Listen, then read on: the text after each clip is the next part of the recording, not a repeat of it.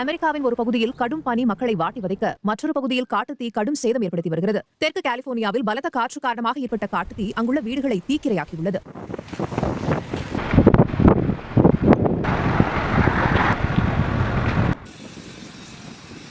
எல்லா புகழும் இறைவனுக்கு.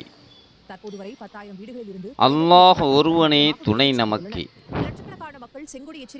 அநியாயக்காரர்களின் ஆட்சியும் நிலைக்காது. அநியாயம் புரிபவன் இந்த உலகத்தில் நிலையாக வாழ மாட்டான்.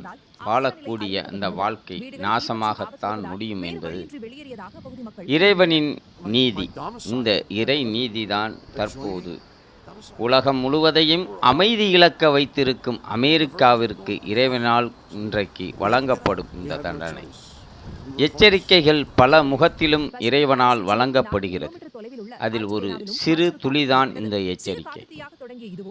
உலகத்தில் நடக்கக்கூடிய அத்தனை அநியாயங்களுக்கும் அயோக்கியத்தனங்களுக்கும் மூலப்பிதாவாக செயல்படுவது இந்த அமெரிக்கா தான்.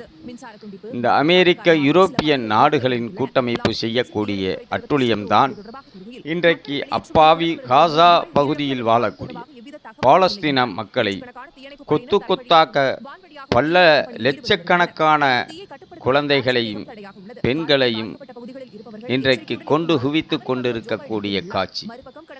அந்த இஸ்ரேலிய பயங்கரவாதிகளுக்கு போர் முனையில் அவர்களுக்கு பல ஆயுதங்களை கொடுத்து அந்த மக்களை கொலை செய்யக்கூடிய இந்த கூட்டம் இன்றைக்கு மிகப்பெரிய பேரழிவை, பெருநஷ்டத்தை, பேரிழப்பை சந்தித்து கொண்டிருக்கிறது.